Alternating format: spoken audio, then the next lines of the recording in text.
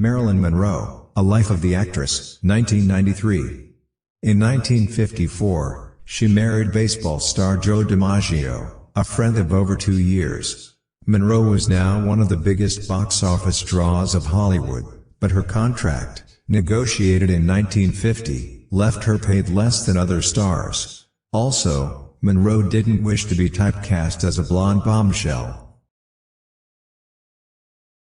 Just playing simple roles in comedies and musicals. In a dispute over pay and choice of acting, she was temporarily suspended by 20th Century Fox, but eventually, they acceded to some of Monroe's demands and gave her higher pay. In September 1954, she starred in The 7-Year Itch, which was released to widespread media interest, after a successful media stunt on Lexington Avenue, New York.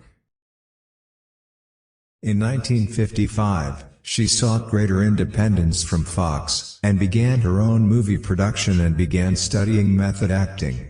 Despite the media often being dismissive of Monroe's potential, her efforts to improve acting paid off, and later films received critical acclaim for her wider scope of acting.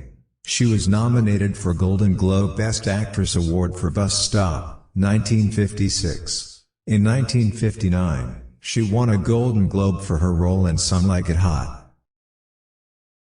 Her relationship with Joe DiMaggio was quickly strained, due to his jealous and controlling nature. Monroe soon filed for divorce, though the couple retained a friendship despite the divorce. Monroe began dating playwright Arthur Miller and in 1956 married. To get married, Monroe converted to Judaism. The marriage received significant media interest for the combination. Of Miller, the left-wing intellectual, and Monroe, the perceived dumb blonde.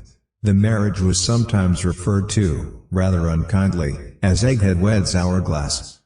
To complicate matters, Miller was under investigation for his alleged communist sympathies, and media bosses encouraged Monroe to end the relationship. But Monroe was unmoved. The FBI opened a file on her, worried about the political views of her husband.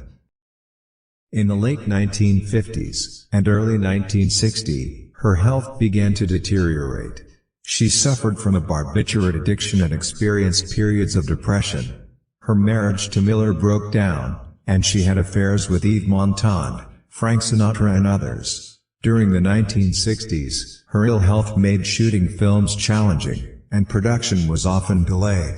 She was still in great demand and often appeared on the front cover of glossy magazines. In 1962, she was invited to the White House to sing for J.F. Kennedy's birthday.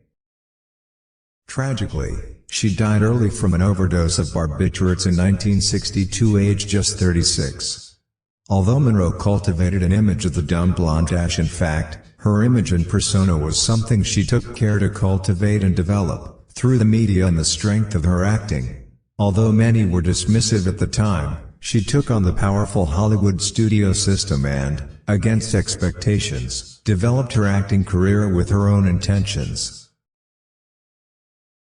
However, behind her confident public persona, she struggled with relationships and resorted to a heavy drug use, which had a damaging impact on both her mental and physical health. In one sense, Monroe lived the American dream, rising from anonymity to become a famous actress. But it was a dream tinged with sadness, for fame did not bring peace of mind or happiness.